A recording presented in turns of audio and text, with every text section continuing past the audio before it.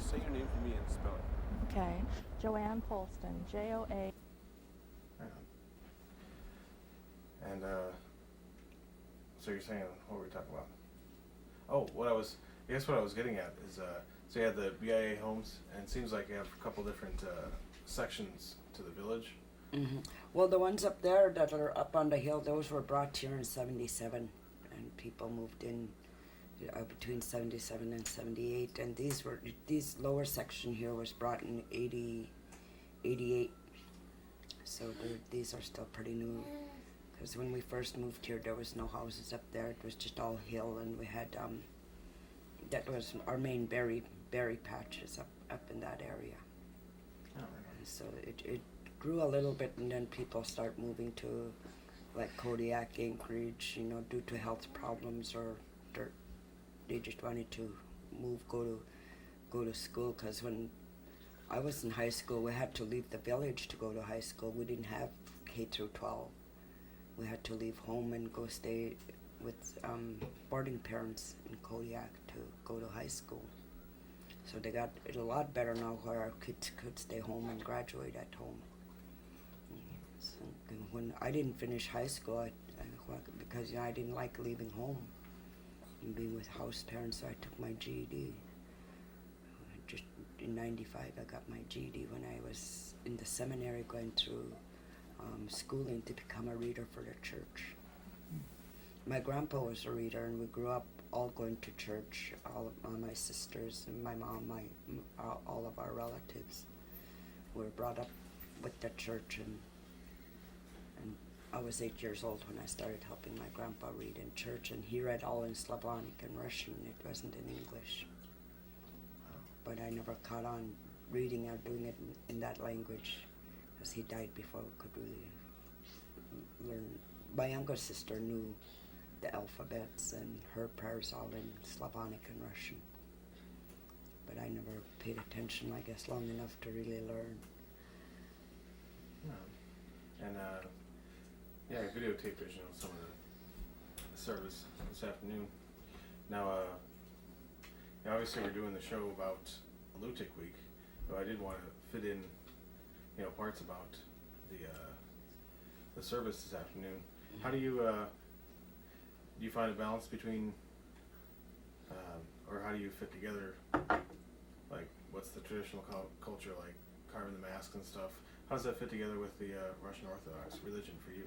Well, carving the masks and with the church, I wouldn't know how it would be put together, but like we usually schedule our Alutiiq week during Lent, and where people will go to church and use the church as a history, and the masks are a different thing. So we don't put it all together, and I never really understood masks in the church, but our icons, which are our windows, we call them windows into heaven, and we never had any masks or anything brought in to church. And the only thing with masking time is what's used is in January, like they were telling the stories. They don't use these kind of masks. They make their own with old cloths and stuff. But we do try to have the church history involved with Alutiiq week, so the kids can understand the history of the church, or what church is all about. Yeah. So we just plan different workshops. You go to what the one you're more interested in, and that's how we had it in the beginning. But now it's everything all put together, and a group is in each area that they want to be in, and they're switching. But when we first started, it was like just half a day we had church history, and half a day beading, and in the evenings we were sewing slippers and stuff that Susan taught us to do. She's been coming around since our first Alutiiq week, and that's why we learned how to. We never knew anything about sewing seal slippers and stuff like that. How she came down and started doing it down here. Wow. How do you think Alutiiq week went this year? It went. I think it went great. I wasn't here last year. I was in Anchorage. Last year was the only time I missed it, and it went great. But the only thing that I really wanted to see done was more hands-on in the evening, because when we first started, we'd be up in the school. The whole village, even the men were even into sewing, and you don't see men do that around here. And we didn't have much of our activities in the evening, just getting together. We'd be all in the gym together, visiting, sewing, talking, and that's the only thing that I didn't see happen this year. Everybody was scattered all over the place, and usually we took the evenings where we're all together in the gym doing something, visiting and talking, and that's the only thing that I didn't see really happen this year. And well, tell me over, so it's been 13 years. Have you seen a change in the young people, like the kids that are now probably in their 20s or something, that have, gone through the school and had Alutiiq week each year? Have you seen like a difference in their knowledge and how they think about?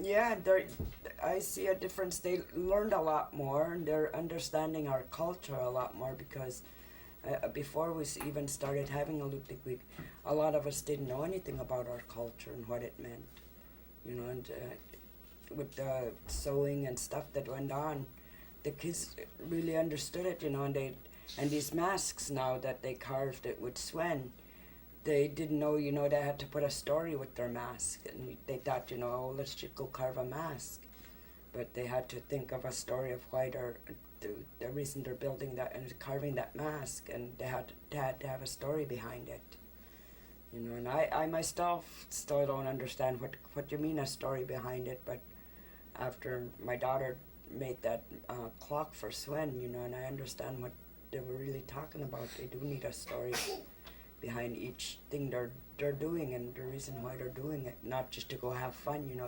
They've got to understand why they're doing it and what the meaning of that project is.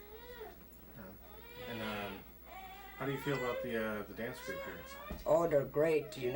Our kids learned a lot, and I see that our kids they're not up there just to show off their body moves or just to be on, in front of the audience. They actually mean it.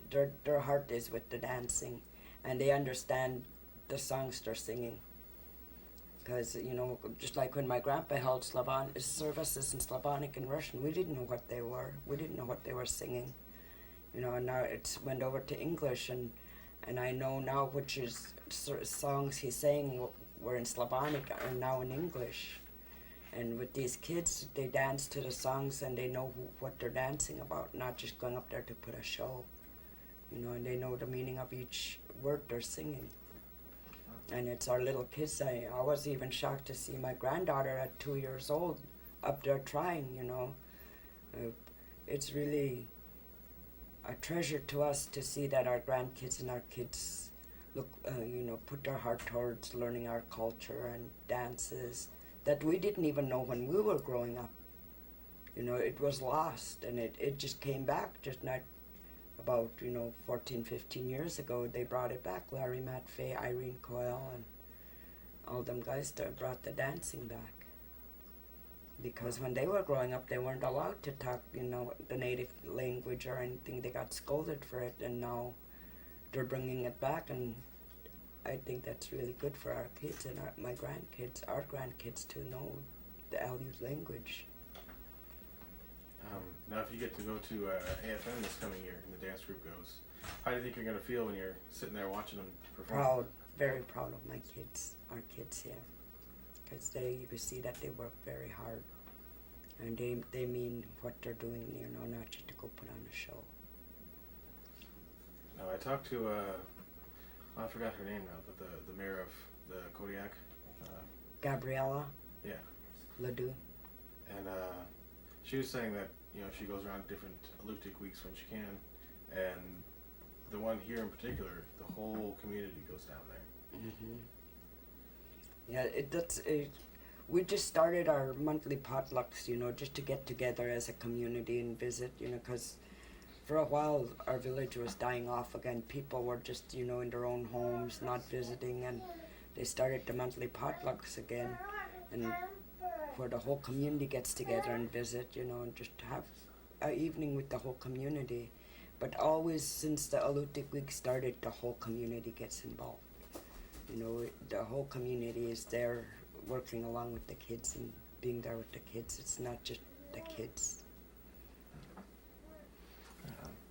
And well, tell me what are some of the challenges and issues as far as being the mayor of a village like this? I don't know. I'm still learning. I'm still new at this, but it gets hectic once in a while, especially now that you got a lot of employees under you. You know, they're coming to you, telling you this, telling you that, and you got to go make phone calls to try to get it solved. And one of our greatest ones when I got on was the generators.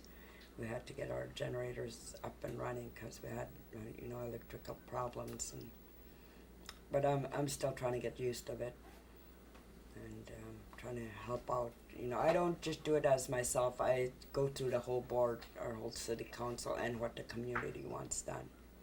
You know, and we make those phone calls. I've got a city clerk, I've got a city administrator that I bring to them, and they make the phone calls and they come back. You know, it's kind of challenging.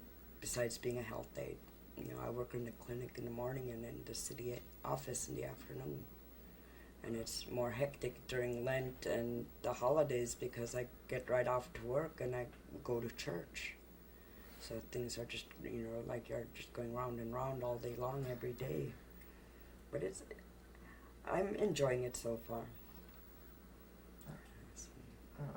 And well, and let me ask you the same kind of question about being a health aide. What are some of the challenges, or what's an average day like being a health aide? It's pretty quiet since Akhiok went into a sobriety movement in '88. You know, we had quite a bit of us were drinking, and then we went into a sobriety movement, and things calmed down. You know, we don't have much suicide. Well, the last suicide we had was in '88, and we've never had any since. And it's pretty quiet. We don't have much accidents. We never dealt with any four-wheeler accidents or boating accidents, and you know, because we're educated now. You know, back then they weren't educated like to use, you know, life jackets when you're out in a skiff, and we got more like a village response team that all responds when we have a incident that happens. The whole community is involved. It's not just us. We have the whole community. We all always just get together and help each other when something does happen or things go on like this. We're always together. We're a close-knit community. I think it was The whole community responded. You know, when they seen it happen, everybody was got involved. You know, to help out. They don't just leave it to us alone. The whole community comes together and helps out. So tell me about that day when they brought him back and they brought him. Oh, it was hectic. I was in the city office and I seen the skiff leave, and I said, who in the world would be going away in weather like this? But all this time it was Roy and Speron going to pick up the boys. I didn't even know they went away because it was flat calm. You know, you can't predict the weather in a village, especially on this end of the island.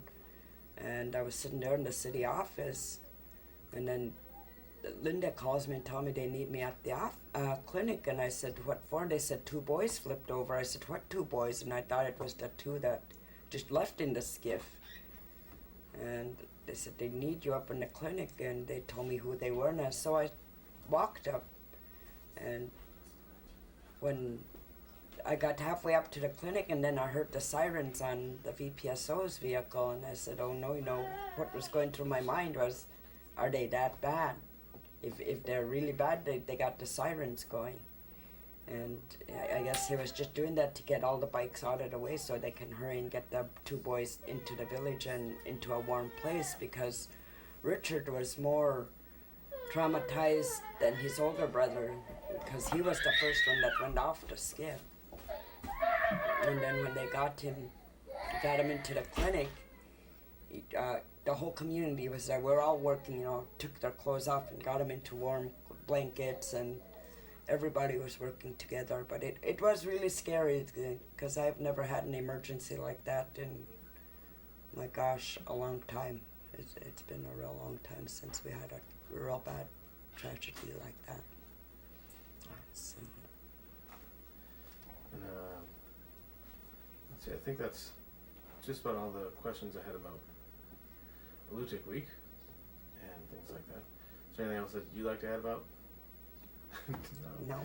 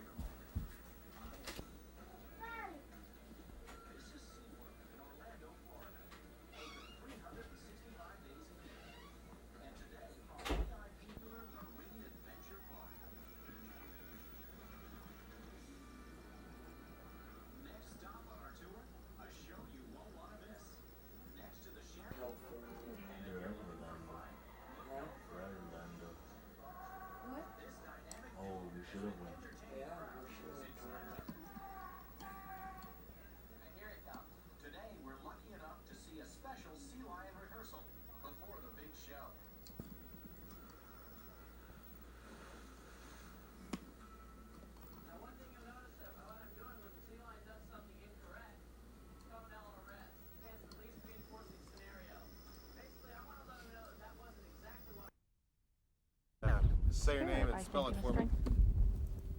My name is Judy Simeonoff, Judy Simeonoff. And what's your title here? My title is a Community Health Representative Specialist. Okay. And does that put you in the area of mental health? Yes, that does. Well, first, let's talk a bit about Alutiiq Week. How do you think it went? I think it went pretty good. We had a lot of things going on up there. Yeah, for somebody that's never been to Alutiiq Week, tell me about some of the things that go on. We usually have something that's to do with our culture. We've been doing the Alutiiq Week now for 13 years, and this year they chose to work on regalia. The Alutiiq committee decided that they wanted to work on regalia this year in making masks, making headdresses, bentwood hats. Regalia is the dress that they wear, and we've been working on that.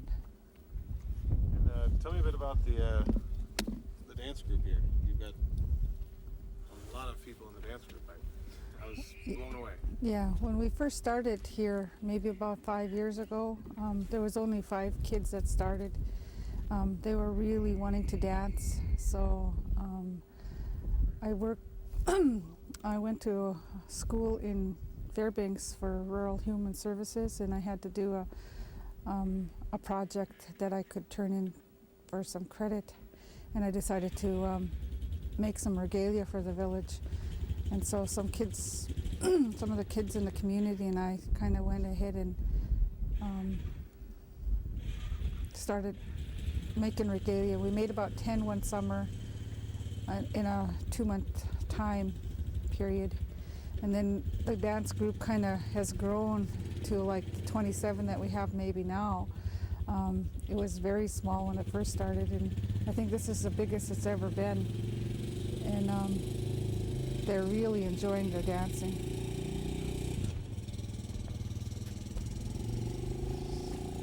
And well, let's talk a little about working in the mental health field out in the village. What are some of the things that you do here? When we have people that go through the court system and are mandatory to go to AA support group meetings. I hold those, and people that are coming out of treatment need to do after treatment care, and I take care of that. I also do counseling for anybody that needs counseling through the Kodiak Area Native Association that I work for. And I imagine, well, tell me, first of all, what made you go into that field? When I first came to this village, when I was in high school, I had taken a class on mental health, and it really interested me.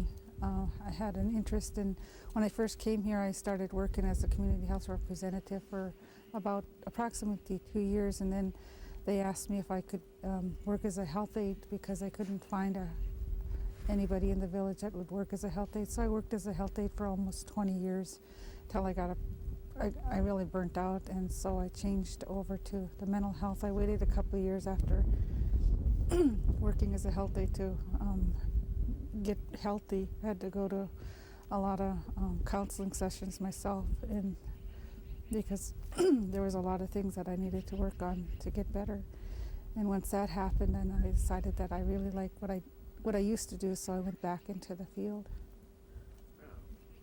Now, is it something that at the end of the day, after you've been working, do you find it rewarding? I find it very rewarding, especially when I'm able to help children.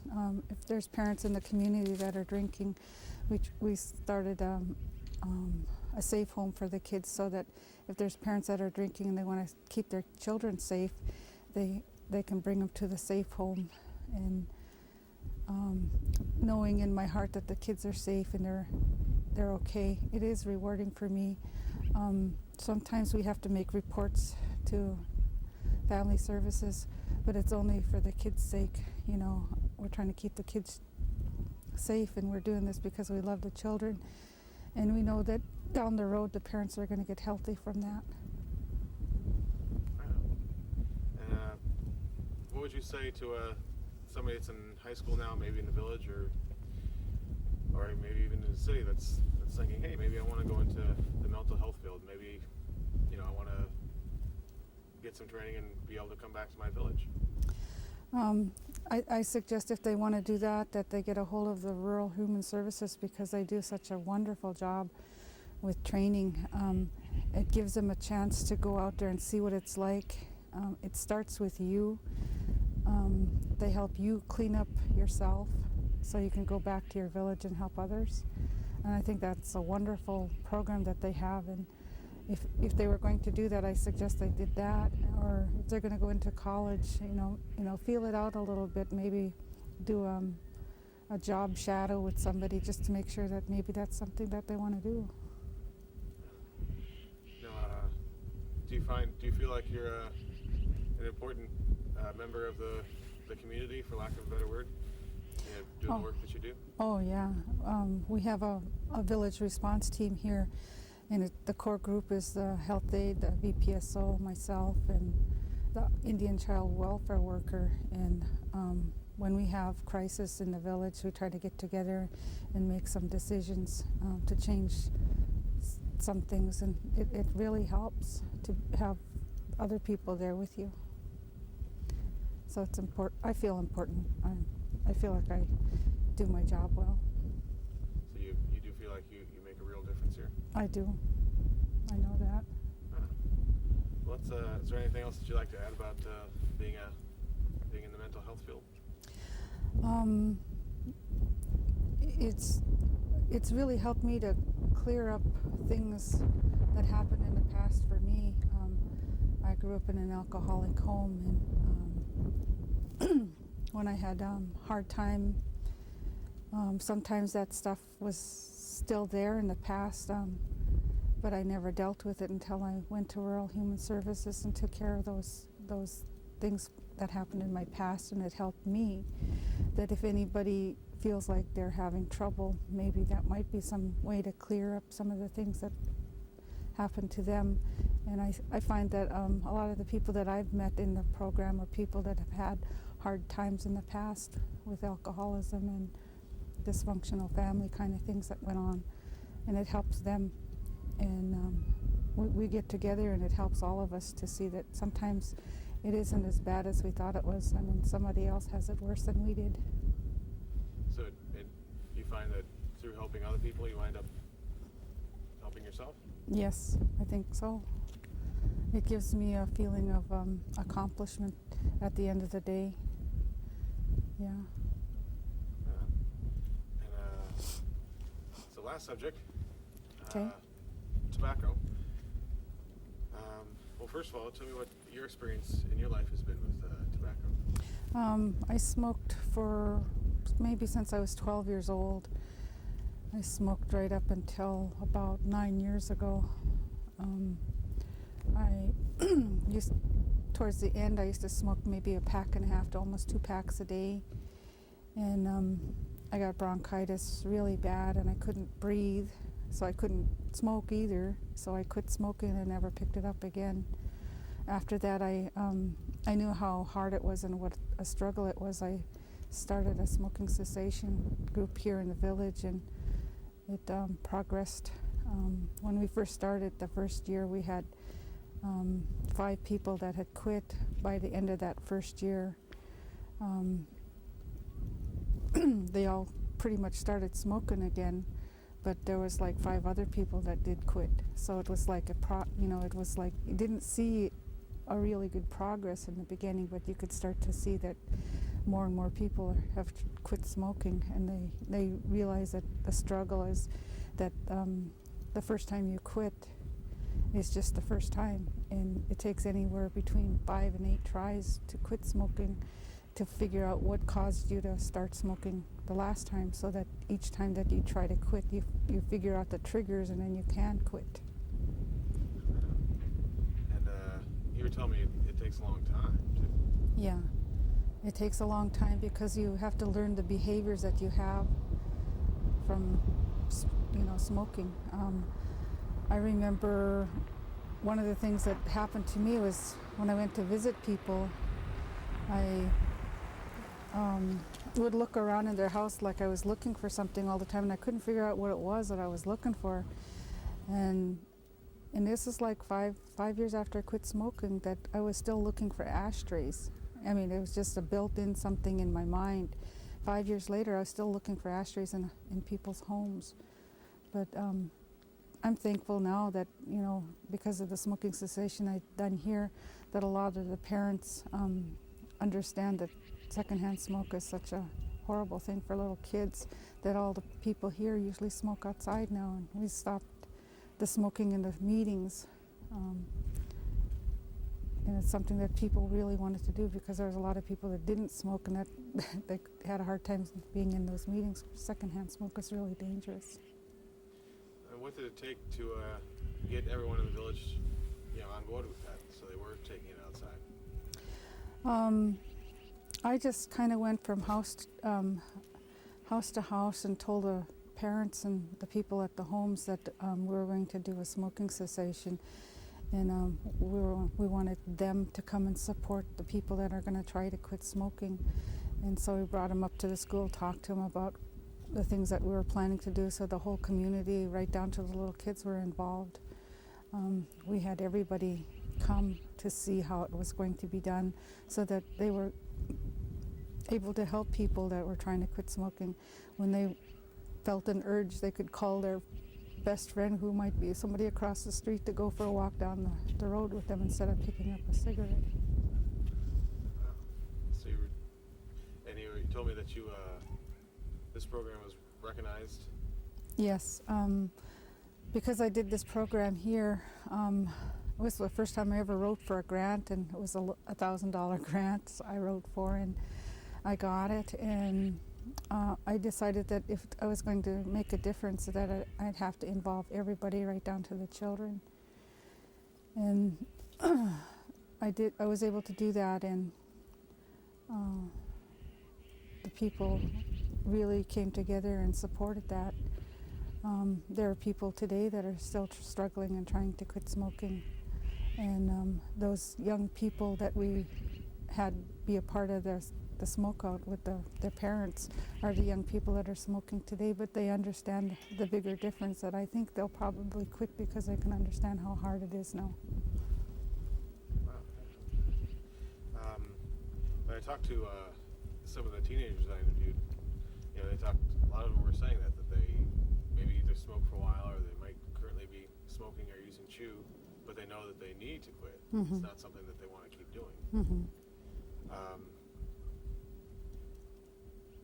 I guess what I'd like to know is what do you see as some of the problems? Like most of the teenagers I talked to said it was, you know, they got the tobacco from family members. Do you think there's more that could be done as far as, you know, getting things changed within families? I think if the families recognize that there is a problem, I think a lot of family members the parents already smoke, so you know, they don't realize that they're role models, you know, that they're, every time they go outside to smoke and they're standing out there smoking and talking and laughing, that role model for little children, their children are watching you.